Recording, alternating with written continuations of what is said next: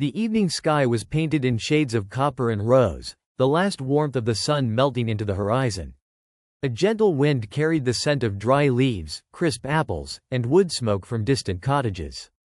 In this quiet village nestled between rolling hills and whispering forests, autumn had arrived not as a sudden visitor but as a gentle companion. The story begins with Alara, a young woman who loved the hush of autumn evenings more than any other time of year. She had grown up in this village, watching the trees turn to flames of amber and gold every September, and to her, it always felt like magic. The leaves weren't just falling, they were telling stories, drifting slowly to the earth with whispers of the past. Alara lived in a small stone cottage at the edge of the forest. Its thatched roof was covered in moss, its windows glowing with lantern light each night. She liked to keep the lanterns burning late, not because she feared the dark, but because she believed the soft golden glow kept dreams warm and kind. That evening, she sat by her window with a book open on her lap, though she barely read. Her eyes were caught by the path that led from her home into the forest. It looked like an endless trail of gold, every fallen leaf glowing faintly in the dusk. It was as though the forest itself had laid out a carpet just for her. And so, without much thought, she wrapped a shawl around her shoulders, took a lantern in her hand, and stepped outside. The air was cool, but not cold. It smelled of pine needles and damp earth, the fragrance of the forest preparing itself for winter. The path crackled softly beneath her boots, each step blending with the rhythm of crickets and the hooting of a distant owl. Fireflies danced low to the ground, their lights flickering like stars that had fallen into the grass. As she walked deeper into the forest, Alara felt a strange stillness settle around her. The deeper she went, the quieter it became, until it felt as though the entire world was holding its breath. The only sound left was the soft swing of her lantern and the quiet beating of her heart. She reached a clearing where the trees opened to reveal a pool of silver water. The moon had just risen, casting its reflection onto the surface. The pool looked so still that it seemed like glass, unbroken and flawless. Alara sat down by its edge, hugging her shawl tighter. It was here that she noticed something unusual. Across the pool, on the other side of the clearing, another lantern glowed. For a moment she thought it was her reflection, but no, the light swayed differently, as if carried by another hand. Her breath caught. Who else would be here, deep in the forest at night? Slowly, carefully, she lifted her lantern higher. The other light did the same. It was almost like a mirror, but not quite. The movements were delayed, as if whoever held the lantern was listening to her and answering in kind. "Hello?" Alara whispered, though her voice barely carried across the water. There was no answer, only the rustling of leaves. But the lantern across the pool swayed again, back and forth, in a slow, deliberate rhythm. Her heart trembled, not from fear, but from something gentler, a kind of wonder. She did not move closer. She only sat and watched, until her eyelids grew heavy and the sounds of the forest lulled her into a half-dream. That night, as she walked back home along the lantern path, Alara felt as though something had changed. The forest seemed to be hiding secrets. Secrets meant to be discovered only in the stillness of autumn nights. When she finally returned to her cottage, she placed her lantern on the windowsill, letting its light glow far into the night. Before she fell asleep, she whispered softly, almost without meaning to. "Good night, whoever you are." And somewhere deep in the forest, the other lantern flickered once, as if answering back. Morning arrived like a soft yawn. Fog threaded the hedgerows and lay over the meadows as if the valley had pulled a pale blanket up to its chin. Alara woke to the muted patter of leaves loosening from the elms, to the gentle simmer of the kettle she had set on low before sleep, and to the faint scent of cinnamon that always seemed to linger in her cottage after an autumn night. She sat up slowly, as if not to startle the quiet, and reached for her wool slippers. The memory of the second lantern came back to her as one remembers a dream, tender, edged with wonder, full of questions that did not demand answers. She poured hot water into a mug, letting it breathe over a spoonful of honey and a thin slice of apple. Steam rose like a friendly ghost. Outside, the world brightened by degrees. The fog softened to veil, then to breath, then drifted away entirely, leaving the hills burnished in bronze. Alara stepped to the window. On the sill, her lantern slept, a curl of smoke trapped inside its glass as if reluctant to leave. Across the forest line, a slow gleam passed between the trunks and blinked out. It might have been a reflection of sun on dew, she told herself. It might have been anything. And yet, her heart offered the simpler answer. Somewhere between the oaks and beeches, someone else kept a faithful light. She decided to go to the village before noon. Market days in autumn were gentle. Baskets of pears lined in straw, jars of quince jam, skeins of dyed wool in shades of harvest, saffron, terracotta, barley. Children traded marbles for sugared plums. Old men, their hands stained with walnut shells, argued cheerfully about rain. If anyone knew who wandered the forest at night, it would be the people who knew every footstep on every path. She tied her hair back with a ribbon the color of late leaves and set out. The sky was a clear, milky blue. Her boots found the rhythm of the lane, scuffing through drifts that smelled like spice and sun-warmed bark. She paused once to watch starlings turn as one shape in the distance, a single breath made of many, then walked on with the lightness that comes when the air itself seems to be humming a lullaby. The village square wore its autumn clothes proudly. Garlands of rose hips and dried oranges looped between posts. A small stage made of apple crates promised music later. The fountain was full of copper coins and 3 adventurous leaves. Alara purchased a loaf with a crust that crackled like thin ice and a modest wedge of farmhouse cheese wrapped in waxed paper.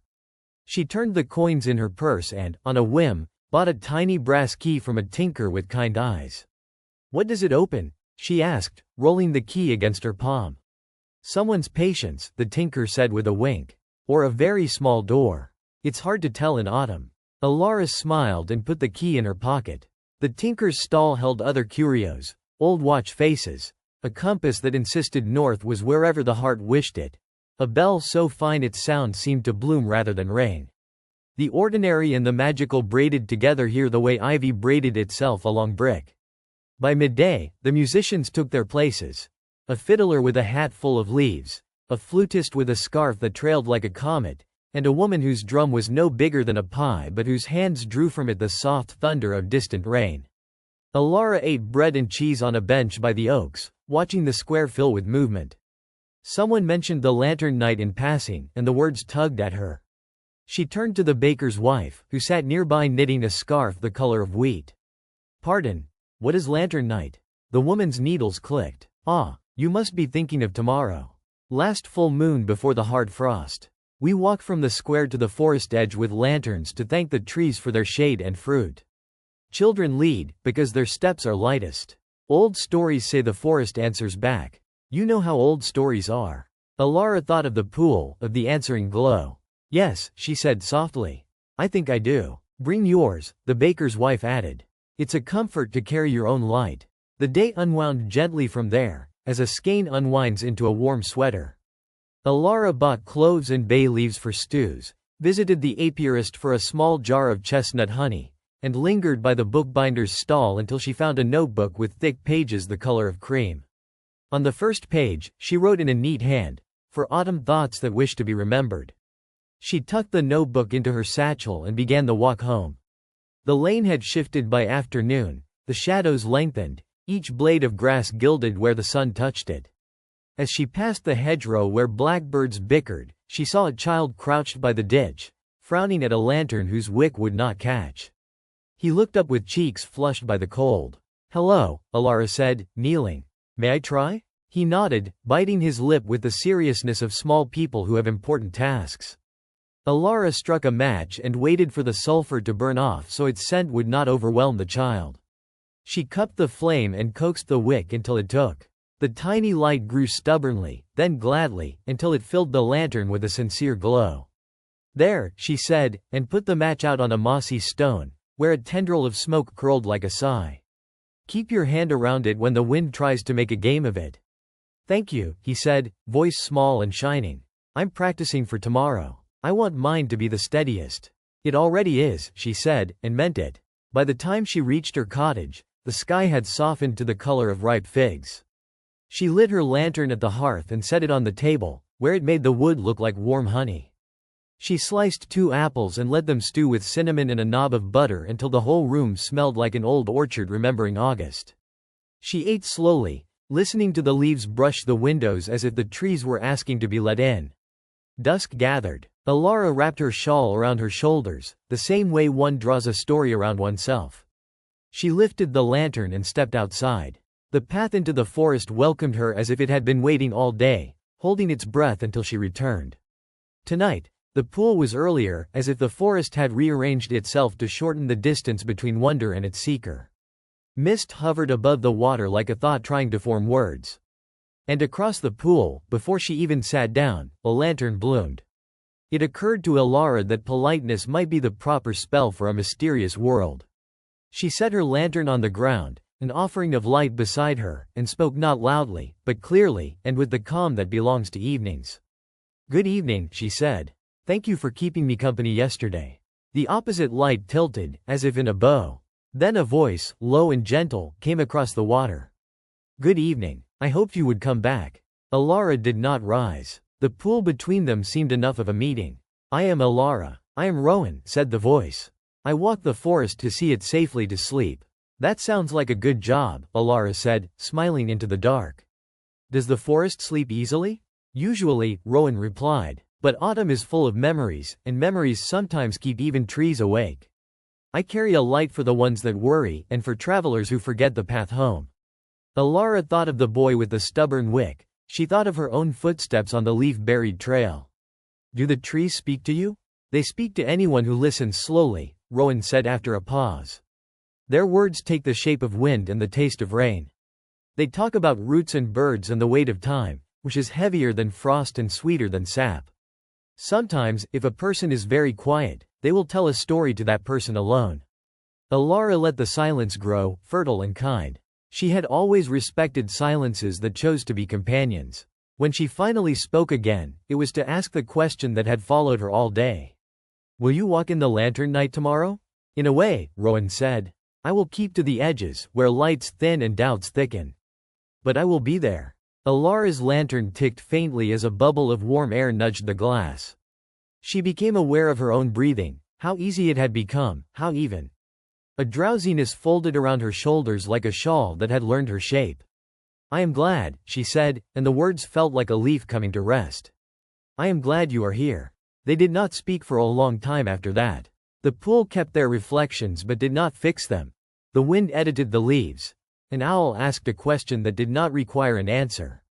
Alara rested her palms on the cool ground and felt the season settle around her spine, leaf by leaf, acceptance by acceptance. When the moon lifted itself fully into the branches, Rowan's light leaned forward. "May I tell you something?" the gentle voice asked. "Yes," Alara said. "There is a small path to the north of this pool," Rowan said. "It will call to you. It is made of old footfalls and the dust of moth wings. If you follow it without rushing, it will lead you to a clearing where the ground keeps stories the way a hearth keeps embers. It is a good place to listen, especially when a person wishes to remember something they have not yet known." Alara's fingers brushed the tiny brass key in her pocket, as if it had warmed while she did not notice. "Thank you," she said. "I will walk there, slowly." "Good." Rowan's light breathed. "Bring your lantern. Bring your patience. Bring something sweet, if you can. Stories have a fondness for gifts." Alara chuckled softly. "Honey it is." "Then we are agreed," Rowan said, and the other lantern sank slightly, as if yawning. "Rest now, Alara. Let the night do its work." She rose with the unhurried care of someone putting a bookmark between pages.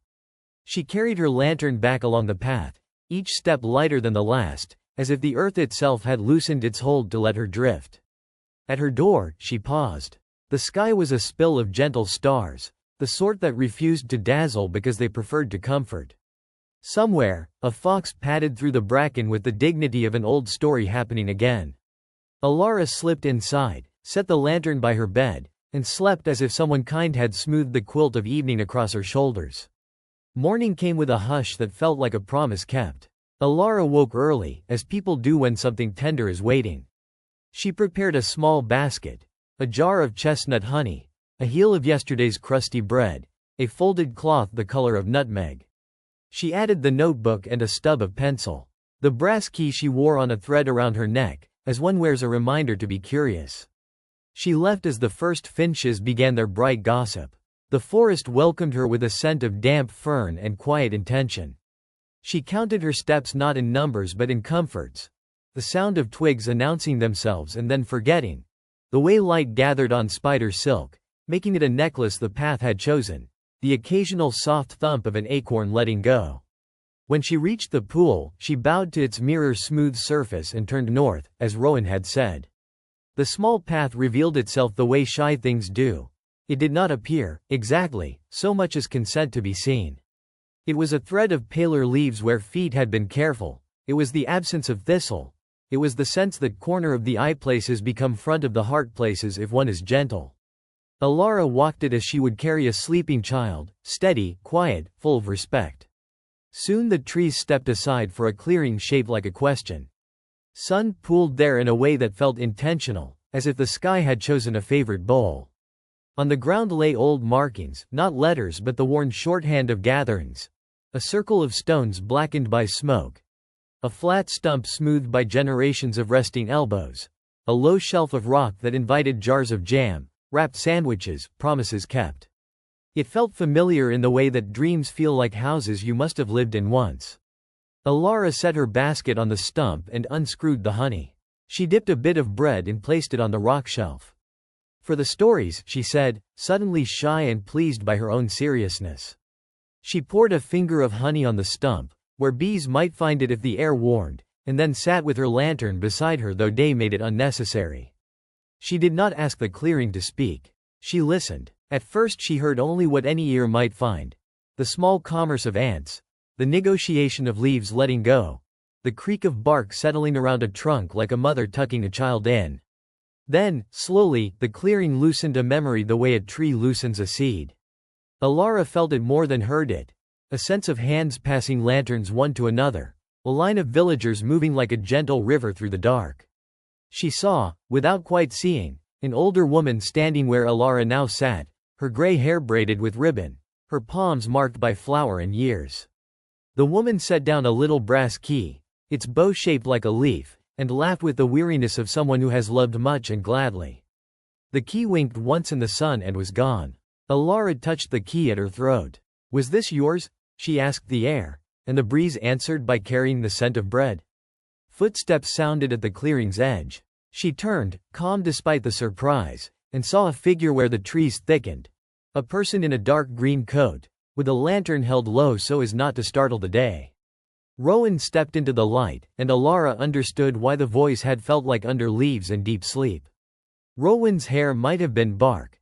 Their eyes held the brown of rivers that keep their secrets kindly. "You came," Rowan said, as if the clearing had extended the invitation and Alara had simply obeyed courtesy. "I brought honey," Alara said, and Rowan's smile was like a path clearing itself. They sat together without hurry, the way old friends do even when they have only just met properly. Rowan tasted the honey on the tip of a finger and nodded, pleased. "The clearing will remember this," they said. "It's the kind that holds on to sweetness." Alara showed Rowan the notebook and how she had titled its first page. Rowan approved. "Write lightly," they advised. "Leave room in the margins for what the day will add." They spoke in the manner of trees, occasionally, meaningfully, with stretches of companionable silence. Rowan told Alara that some winter nights the foxes made maps in the snow with their tracks. Alara told Rowan that as a child she had thought frost was the earth's handwriting and spent whole mornings trying to learn to read it. They traded small truths and found them large. When the sun climbed higher, Rowan set down their lantern. Even unlit, it held the presence of flame. "Will you walk tonight?" they asked. "With the village," Alara said. "And with you, at the edge." Rowan inclined their head. "I will be near when the path forgets itself and needs reminding. If you cannot see me, think of me, and that will be enough." Alara felt her breath arrange itself into ease. "And after?" she asked, surprising herself. "When the lanterns go out?" "After," Rowan said, "there is tea somewhere, and sleep, and dreams that are not demanding. After, there is the knowledge that you carried light, and that it mattered, and that this is not a small thing." They rose together. Rowan faded toward the trees with the grace of someone walking into a favorite room. Alara tidied the clearing, leaving only the honey trace and the sense of a conversation that would continue without sound. She followed the path back, slower still, because going home is a journey that deserves its own pace. Evening settled as the village gathered.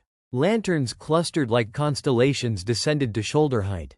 Children bounced on their toes, their light bright with pride. The baker's wife had finished the wheat-colored scarf and wrapped it around her neck, a small sun against the dark. The fiddler tuned a soft, expectant note that caught the edges of the square and stitched them together. Alara stood near the back, where she could see the curve of the procession. Her lantern shone steadily, a candle-shaped promise. She thought of the pool, the clearing, the brass key, the path that makes itself by being treated kindly. She thought of Rowan at the border between certainty and perhaps.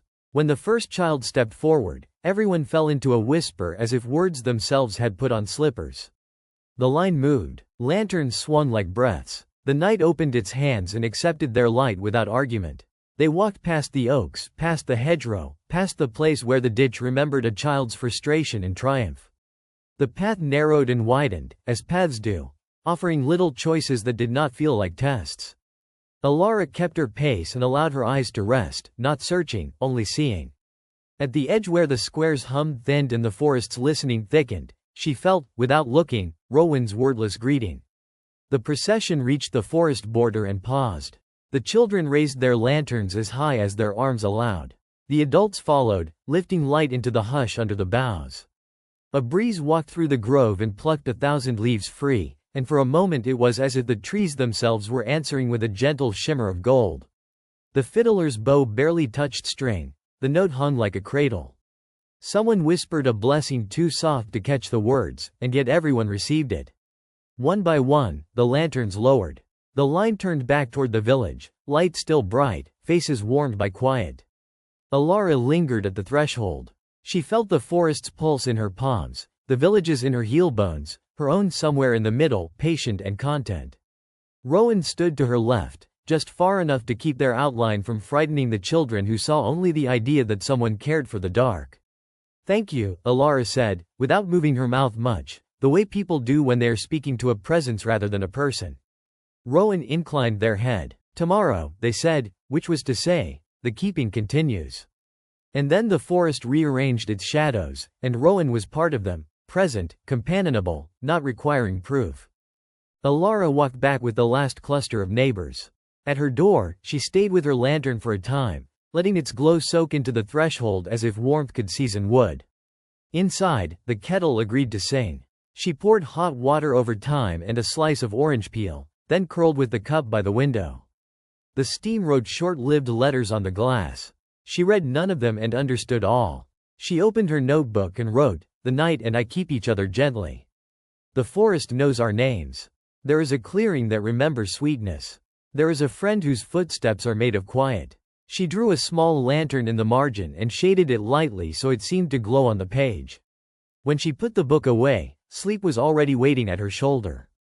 She blew out the lantern with gratitude, the way one thanks a companion at the end of a long and lovely walk. The room kept some of the light anyway, it always does, after kindness. Alara lay down and let the night continue its careful work, trusting that tomorrow would come on soft feet, and that somewhere under the boughs, a keeper of small lights was making sure the dark remembered how to be gentle. Outside, the last leaves of the day let go. They fell so slowly that each one felt like a promise taking its time. The house creaked once in pleasant acknowledgement, like a book closing around a good page. The wind turned a corner and decided there was no need to hurry. The moon swam free of a bank of cloud and hung there, uncomplicated and kind, as if it were simply waiting to turn the page with her when morning asked. Morning drifted in with the pale gold of tea poured into a thin porcelain cup. Alara woke to a stillness that felt content rather than empty, the kind of quiet that lingers after a good conversation. She stretched beneath the quilt and listened. A finch practicing a new phrase, the soft tick of cooling embers in the hearth, the measured breath of the house.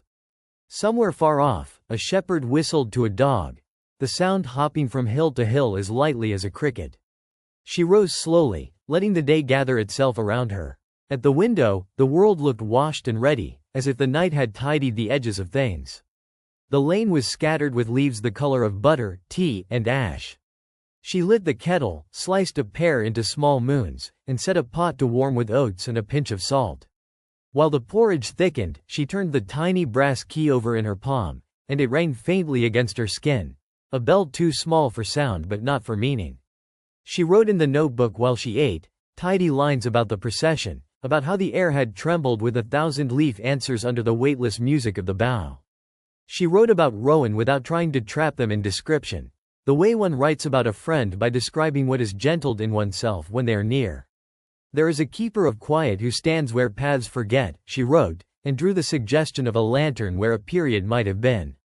When the bowl was rinsed and the cup drained to a thin crescent of light at the bottom, Alara wrapped herself in her shawl and stepped out into the morning. The air was cool enough to make cheeks honest. It smelled faintly of smoke, apples, and a kind of clean that has less to do with soap than with mercy. She set her lantern on the sill to catch the sun and began walking toward the forest with no plan more complicated than listening. The pool greeted her as a sheet of pewter, modest and sure of its usefulness. A drift of maple leaves had gathered along one edge, their stems interlaced like friends' arms. Alara bowed to the water and spoke a soft good morning, which the pool answered by making her face kinder in its reflection than mirrors tend to manage. She turned northward along the shy path until the clearing welcomed her with its low stone and its remembered sweetness. "Hello," she said to the space, and heard the word arrive in the air, "sit down, and make itself comfortable." There was a new thing there. Beside the stump, on the flattest portion where elbows liked to rest, lay a single willow switch, green still at the heart and pliant. It had been trimmed cleanly, without harm to the tree it came from, and tied into a loose loop with a strand of dried grass. Alara lifted it. It fit her hand as if it had been measured by a patient tailor. She turned the loop once, twice, and felt a hum in her fingers. Not magic like lightning and trumpets, but the sort of magic that moves furniture quietly while you sleep so the room is better arranged in the morning. She smiled and slipped the loop around her wrist. It fell into place as if it had been waiting for that exact shape of bone and intention. "Rowan?" she asked the air. The air made a promise of silence, which is a kind of answer. Alara did not mind being alone. Being alone and being lonely are different, and the forest taught both distinctions kindly.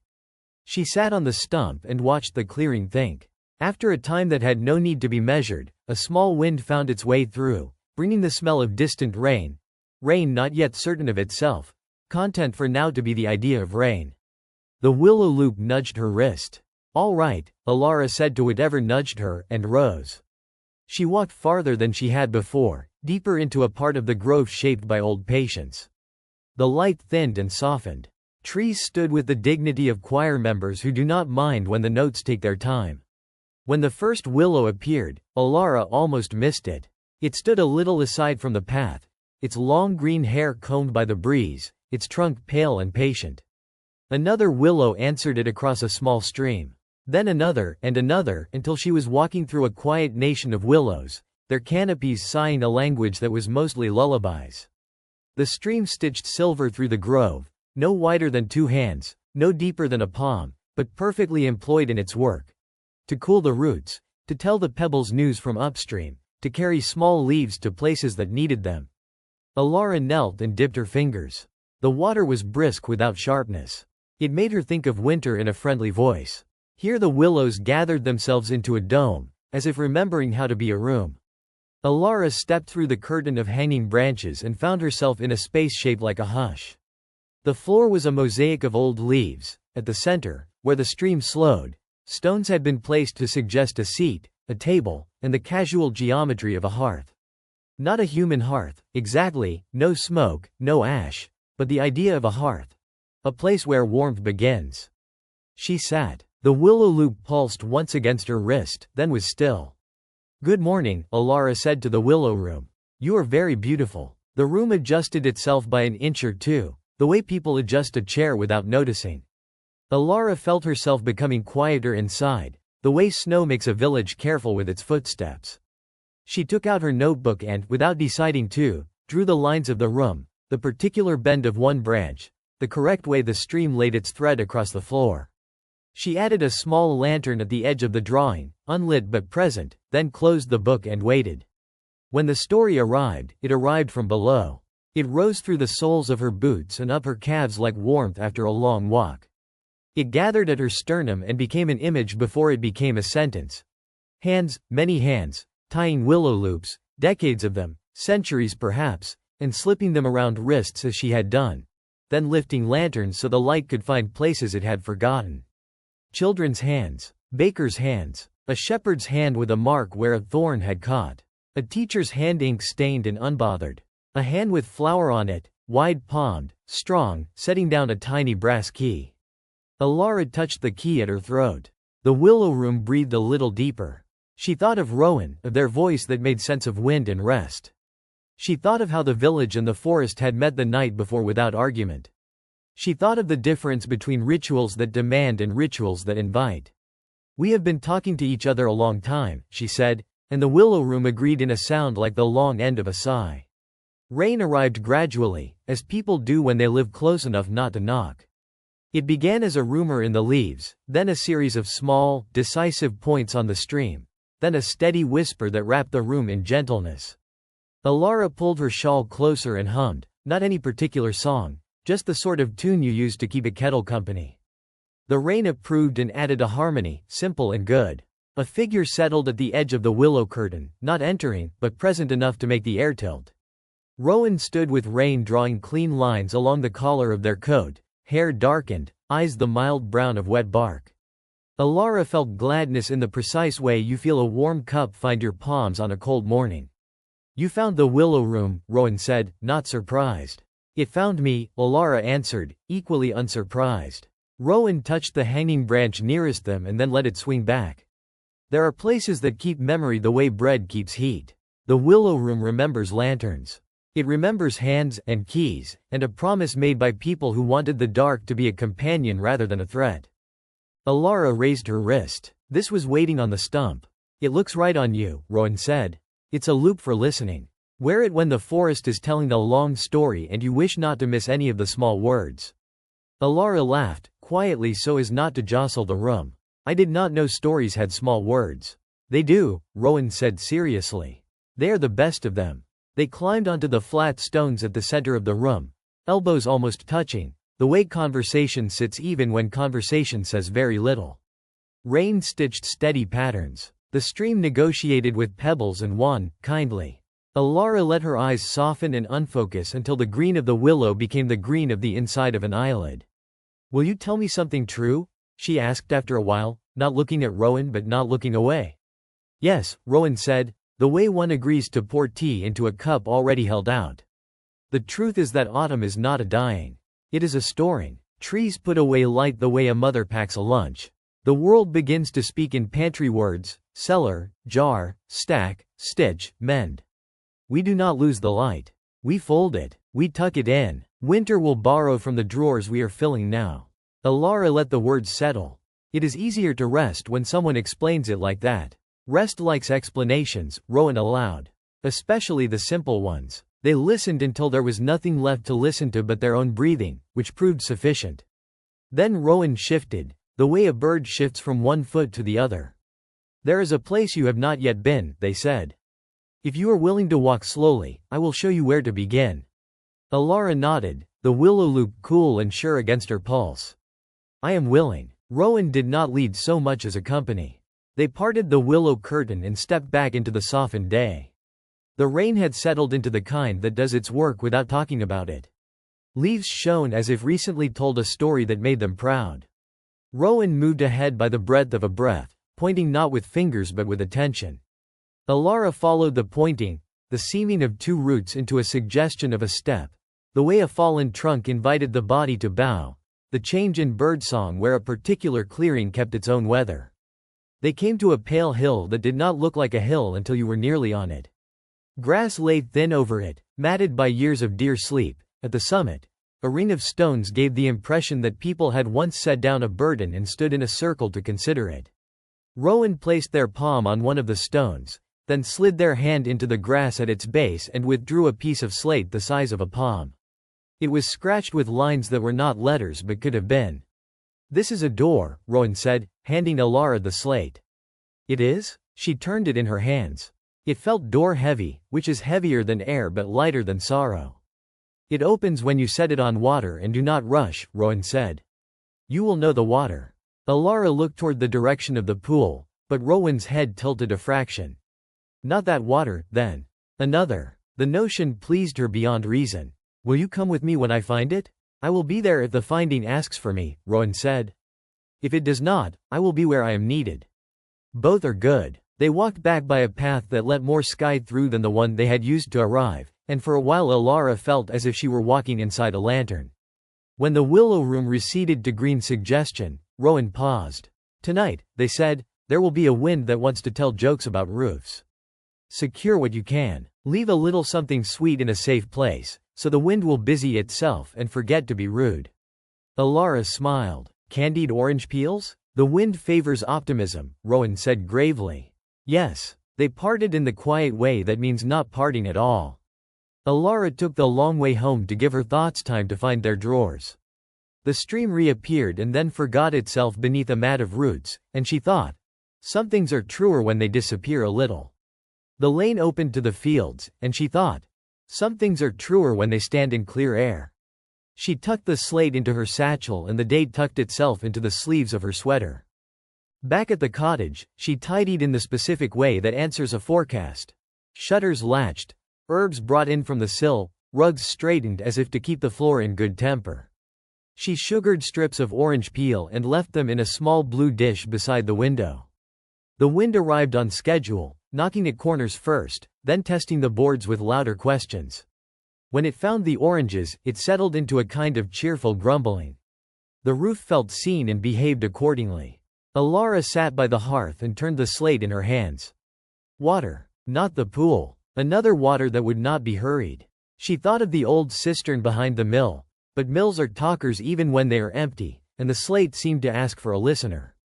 She thought of the sheep pond at the far pasture's edge, but that water loved mirrors and gossip. She thought of the creek below the standing stones, slow, infallible, a long sentence that never lost its way. The wind ate another citrus peel and approved noisily. Alara drew the creek in her notebook with a line that did not lift until it had reached the page's edge. Then she closed the book, because rest had entered the room and deserved the best chair. She set the slate where the lamplight could find it and, out of a courtesy she did not bother to explain to herself, set the brass key beside it. The two objects nodding to each other in old acquaintance. It was the kind of night that makes sleep happen in complete thoughts. Dreams came with good posture. In one, she stood on the hill of stones and watched the village below light its lanterns one by one, as if teaching the dusk to count. In another, she held the slate over a water that reflected not her face but a willow's, and when she set it down, the willow's reflection opened like a book. Dawn peeled itself from the horizon in quiet strips. The wind's jokes were spent. The house had laughed politely and then slept. Alara put bread in the oven to crisp, filled a bottle with warm tea, and tucked the slate into her satchel with a folded cloth to keep it from knocking against the key. The willow loop slid easily back to her wrist, and for a moment she felt as if she were wearing a little orbit. On the way to the creek, the village waved without stopping. People had roofs to thank, fences to set back upright, flowerpots to console. The baker's wife raised the scarf like a flag and called, "The wind liked the taste of oranges." Alara called back, "It told me so," which was true enough. She crossed the stile and followed the hedgerow toward the low place where water chose to gather. The creek was not a dramatic creature. It said what it meant in a voice that smoothed stones and taught reeds to keep time. Alara knelt on the bank where the flow slowed for a breath. She placed the slate on the surface and took her hands away carefully, as one sets a baby in a cradle they trust. The slate did not sink. It did not rush. It drifted to the center as if the creek had been saving it a seat. Alara waited. The willow loop warmed faintly. The brass key tapped once against her collarbone, a polite sound. Words formed on the slate, not in ink, not in chalk, but in the readable language of shadow and light. Lines arranged themselves into a map that was not of the village and not of the forest alone. It was a map of meetings, where field conceded to grove, where stone admitted it missed moss, where water chose to rest. At the map's heart, drawn with a line that quivered slightly as if excited, a shape like a leaf and a flame combined. Alara leaned in. The slate held steady, giving her its whole attention. She understood without needing to translate. There was a place ahead she had not stood in yet, where the forest and the village kept a shared memory. A place where lanterns had once been set down together, dozens, scores, so that people could see not just the path, but each other. A place that had gone quiet from lack of feet, not lack of want. She lifted the slate gently and the map vanished, as if it had delivered its parcel and gone to rest. Alara dried it with the cloth, tucked it away, and thanked the creek, which curled a small leaf toward her boot in acknowledgement. When she stood, the world felt arranged toward a single invitation. The path that had been shy yesterday is bolder today, the way some friendships move from nods to soups without a pause between. She followed it toward the place the slate had drawn. A shallow rise ringed with birch, their bark a script of light. At the center, a circle of stones like low stools waited without impatience. The grass inside the circle was flattened in old rains, the way a field shows where people once danced. Alara stepped into the circle and the day became a softer day. Sound gently backed away to the edges. The air was the temperature of a hand held by a friend. Here, she knew, the village and the forest once told each other their fears and traded recipes. Here, children had been named and elders had been sung to sleep. Here, a small brass key had been set down and picked up again by hands that understood what doors were made for. She set her lantern in the grass and did not light it. She set the key beside it and did not pick it up. She set the willow loop on top of the lantern and did not remove it. Then she sat on a stone stool and did not ask for anything. The circle took this as permission to remember aloud. It remembered a boy who had grown into a man without noticing and then into a father with delighted shock. The lantern he carried the year his own father died had burned with a steadiness that made people weep without embarrassment. It remembered a woman who had taught the village to harvest nettles without sting and to make soup that tasted like boosted courage. The loop had hugged her wrist the day she decided to forgive the winter for being honest. It remembered the year of early frost and the late apples and how everyone brought the last of their sugar and the first of their patience and made something that tasted like consolation. Alara listened until the edges of her eyes stung, not from sadness but from the elbow room of it all, the way love leaves marks you can sit on when you are tired. She opened her notebook and wrote, "There is a room made of willows, a door made of slate, a map carved by water, a circle held up by birch. There are small words that carry large truths. Keep, fold, share, rest, mend, remember." She drew a key on the page and shaded it just enough to be sure it was brass. Footsteps found the outer ring of birch and then halted, respectful. Rowan's presence is a way a room straightens its shirt without fuss. Alara did not turn, she did not need to. Rowan stepped into the circle and sat on the stool opposite, like a thought becoming a sentence. "This is where it will begin again," Rowan said, speaking to the stones as much as to Alara. "The circle has been patient. It is ready to be what it remembers." Alara understood. "The lanterns," she said. "Not once a year. When the evenings ask." "When the evenings ask," Rowan agreed. "When a widow needs to borrow a little light from a neighbor's window. When a child learns to carry flame without hurrying. When rain asks to be sung to sleep. When a new baker burns the first batch and needs a story more than a lesson." Alara looked at her lantern. It looked back, undemanding. "I can begin with one," she said. "I can set it here at dusk and make tea and bring cups and sit, and if someone comes, they come. And if no one comes," Rowan said, "the forest will sit with you, and this will still be what it needs to be." Alara nodded and felt something in her ribcage put its suitcase down and begin to live here. "Will you be near?" "I am near," Rowan said, which was both answer and promise. They sat until the day leaned toward the copper side of itself.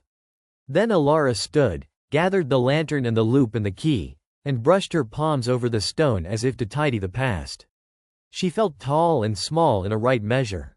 Rowan lifted their face to the birch leaves and closed their eyes briefly, as if to commit their exact translucence to a part of memory that never misfiles. On the way home, the sky did the good work of turning evening into a place instead of a time. Alara lit her lantern just before the lane, a courtesy to travelers and to herself. In her window, the blue dish was mostly rindless sugar. The wind, evidently appeased, had moved on to complement other roofs.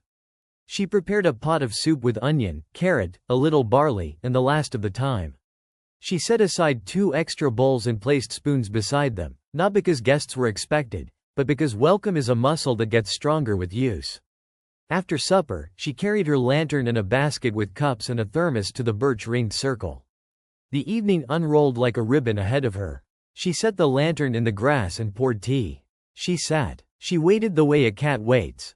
Utterly still, but not at all empty. A moth arrived, first guessed, friendly, undecided, then committed.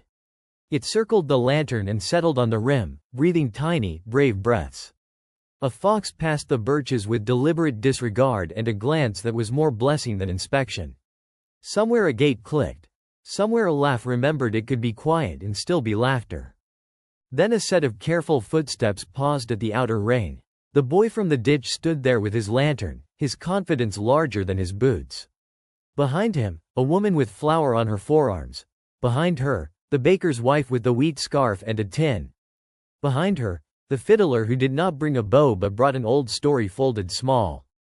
Alara smiled without showing teeth, which is the way evening smiles. "Come in," she said. "The tea is warm." They did. One set the tin on a stone, ginger biscuits, cracked attractively. One set their lantern beside Alara's, and it was like the difference between 1 star and 2. The circle accepted each arrival without surprise and made room without spectacle. No speeches were made. No ceremony insisted. Light gathered. People breathed. A new thing began with the simplicity of setting something down and not taking it back up. When finally the last cup was empty, when the boy's lantern had burned a little tunnel into his certainty and made it into patience, when crumbs had been shook into grateful grass, they left as gently as they had come. Alara remained for a minute more, watching the lantern's thin flame stand like a loyal thought. She touched the willow loop and felt it nod. She touched the brass key and felt it remember.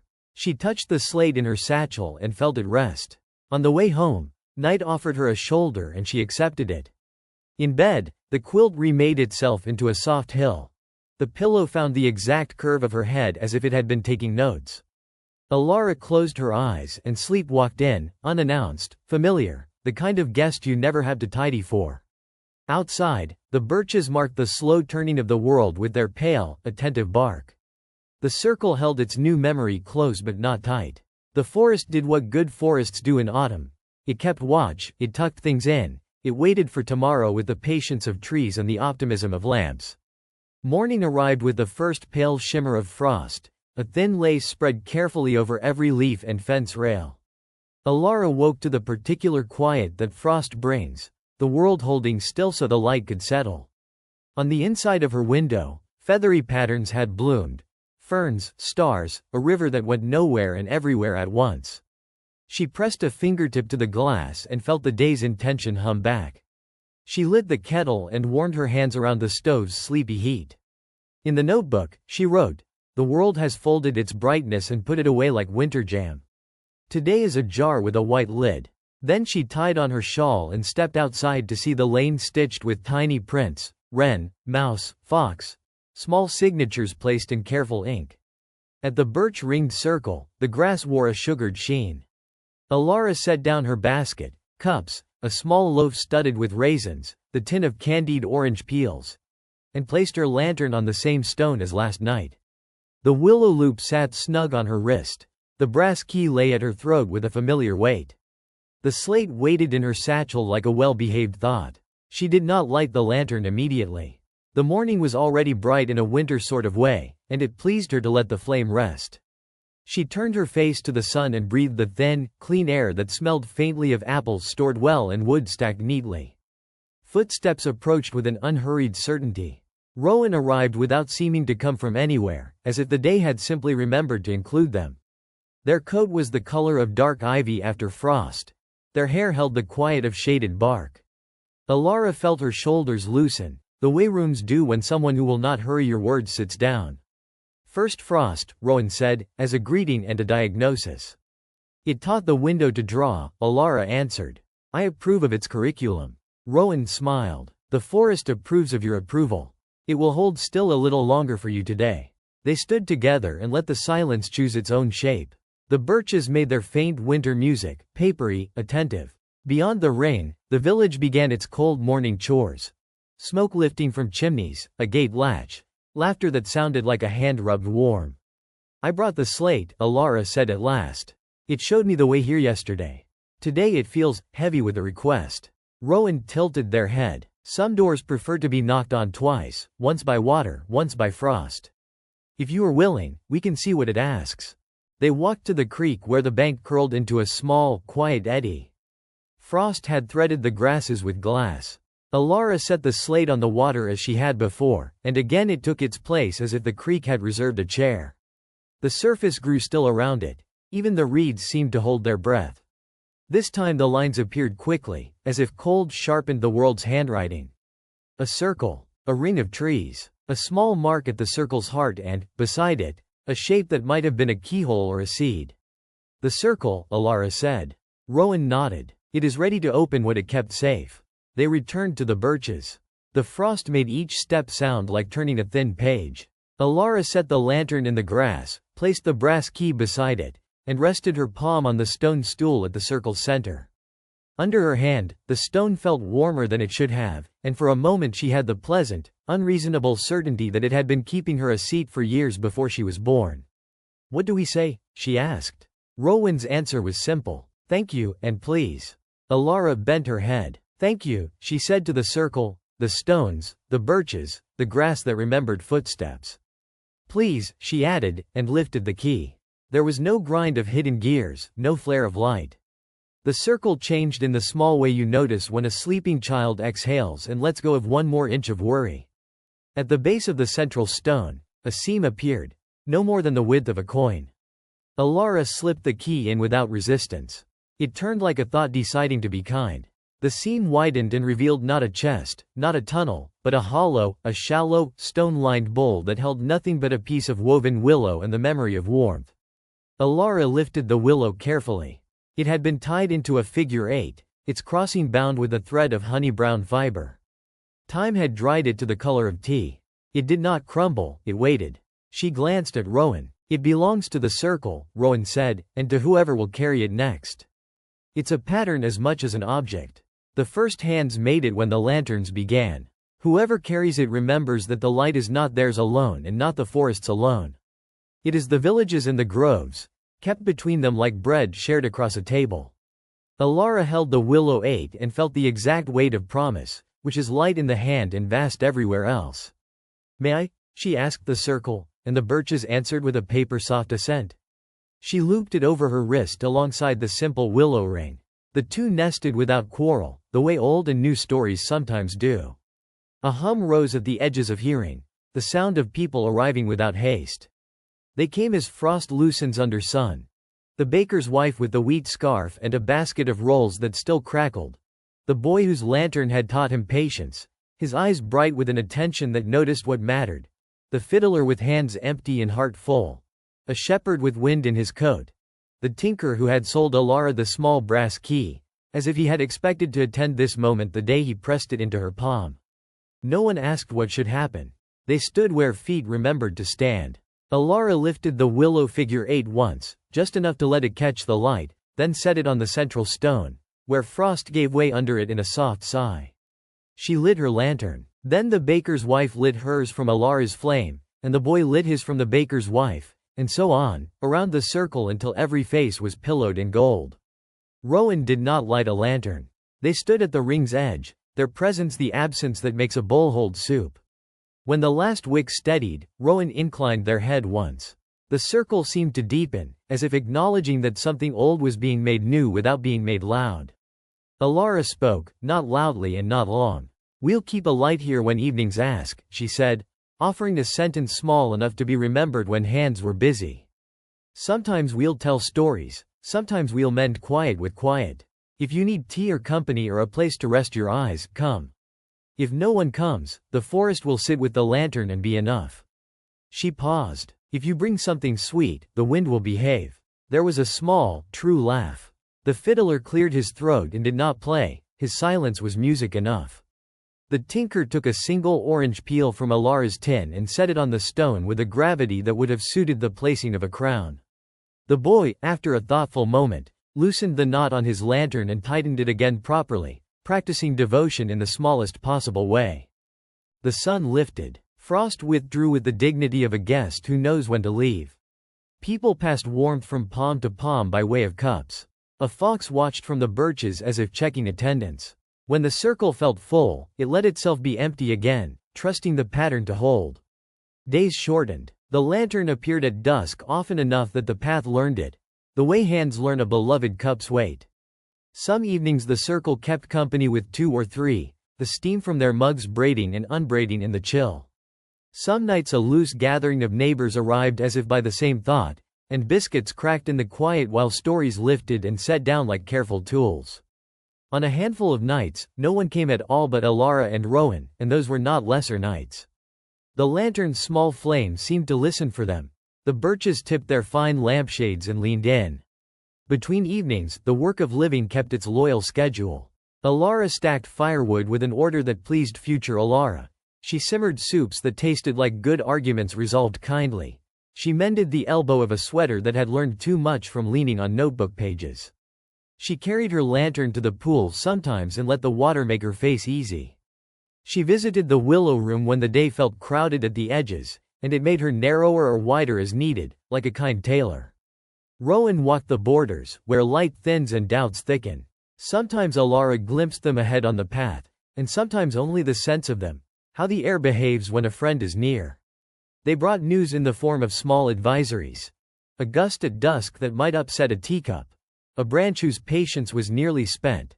A fox with a limp who would benefit from the extra crusts. In return, Alara gave them loaves that cracked properly and an ear that did not hurry. It was a fair economy.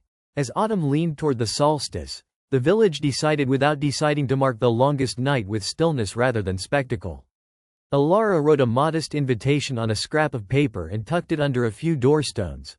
Lantern at the birch circle, after dark. Tea will be made. Silence welcome. Words welcome. No program, only presence. The scraps disappeared, which is the same as being read. Clouds gathered that afternoon and made a roof for everything. Alara packed 2 kettles, a stack of cups, a loaf cut thin, and a jar of honey that had rested since chestnut bloom. She lifted the willow figure 8, kissed it once, something shy and almost foolish, and set it on the central stone. The brass key she placed beside it, face up, a small moon on bark. Dark came with a tenderness unusual for its size. The first to arrive was not a person but the sense of people on the way. Then the boy, taller by a confidence he had earned. The baker's wife, the shepherd, the tinker. The flutist who sometimes joined the fiddler and sometimes preferred to let the air keep its own tune. A woman Alara had never met before who carried grief like a bowl filled to the very rim and walked as if trying not to spill. Alara lifted the lantern's glass and touched wick to flame. Light stood up. The circle answered by unfastening the day from everyone's shoulders. Cups moved hand to hand. Honey found tea. The flutist did not raise an instrument. She breathed a phrase that made the night remember summer without longing for it unduly. The woman with grief sat on a stone and put her palms on her knees as if to steady herself on herself. Alara poured her tea without saying anything about how hot or sweet it was. After a while, the woman spoke, not a story, not a confession, just the kind of sentence you say when you're testing a bridge. He would have liked this. He would, Alara said, and the circle held the words level so they would not tip. A wind arrived and nosed at the cups. It found the orange peels, as wind always does, and busied itself praising their optimism. The longest night entered fully then, not with a flourish but with the authority of something that knows it has been expected. People breathed together. Then they breathed separately and found the difference kind rather than lonely. Halfway to midnight, Rowan stepped into the circle as if acknowledging a call you did not know you had made. Their coat held the damp like a good memory. They stood between lantern and birch, which is where keepers of small lights tend to stand. The year will turn soon, Rowan said, not to begin a ceremony, only to mark a hinge. It will bring its particular weather and its ordinary miracles. We will keep watch. You will keep warmth. The forest will keep secrets and share them fairly when asked properly. Their hands shaped the air as if smoothing a blanket. Rest is not a reward. It is part of the work. Alara felt the sentence enter her like bread. She looked around the ring and saw the faces she knew and the one she didn't, all of them warmed into the same softness by the same small flame. She lifted the willow 8 and held it between both palms, not like a trophy, more like a loaf. We will carry this, she said quietly. Together, light enough not to tire, steady enough not to spill. The circle did not applaud. It does not have hands. It had birches and they shivered approval. A fox crossed the far edge like a punctuation mark. When midnight softened and the long hinge swung, people began to leave with gratitude that did not require thanks. The woman with grief squeezed Alara's hand as if it were a rung of a ladder. The boy blew out his lantern and relit it from Alara's before leaving, a small superstition that pleased them both. The tinker tucked the brass key back into Alara's palm without comment, as if keys are always passing between friends like salt. At the last, only Alara and Rowan remained. The lantern burned low, doing its favorite task, making enough light and no more. White breathed through the trees. Frost rehearsed. "May I ask you something?" Alara said. "You may," Rowan answered, "the way a door says come in when it is already open." "Were you always Rowan?" Alara asked. "Or did you become Rowan by walking and listening until the name fit?" Rowan considered. The lantern's flame made a small, agreeing noise. "I was called many things before I was needed for this," they said. "Names are coats hung by the door. You put on the one that keeps the weather out and lets your shoulders move." Alara nodded. "Then I will keep mine for now. It feels like good wool." "It looks well on you," Rowan said. They glanced at the willow 8. "And that suits you, too." They carried the kettles and cups back to the cottage together, not because Alara needed help, but because company likes an excuse. At the threshold, Rowan paused. The knight leaned over the eaves to hear. "Sleep," Rowan said gently. "Let the lamps you've folded in the day warm you from the inside. Leave the rest to us." "To the forest," Alara corrected softly, smiling. "To the forest," Rowan agreed. "And to the part of you that knows how to be a forest when asked." They stepped back into the dark that was not a bother and became part of the shape of the lane, which is to say they became one more trustworthy thing in it. Alara set the lantern on the windowsill and turned down the wick until the flame was the size of a resting heartbeat. She rinsed the cups, each one making a small, satisfied sound. She hung the willow 8 by the door beside her shawl and the broom and felt it join the row of useful tools with an ease that honored all three. In bed, she listened to the house think. Wood talked to nail in its soft, night voice. Quilts negotiated with skin. The tea she had drunk finished its travel and set down its suitcase. She closed her eyes and saw the circle, not from above or outside, but from inside the light itself, the warm, forgiving center where faces are kind.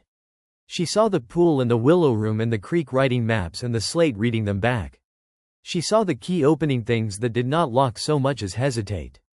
She saw Rowan on the path that gently teaches evening to be evening. Sleep came the way good weather does after you have learned not to demand it. It covered her up to the chin and tucked her in with the old promise. The light is folded, not lost. We will set it out again tomorrow. Outside, the first faint, serious snow began. A sift more than a fall. Quiet as a hand over a candle to carry it safely to another room. The birches kept watch without blinking. The fox wrote his winter sentence across the field, a script no wind corrected. The circle kept its small ember of memory under frost. The village slept like a chorus that knows its entrance. And the forest, keeper of small lights and long stories, breathed once, deep, kind, and slow, turning the page for anyone whose dreams needed help.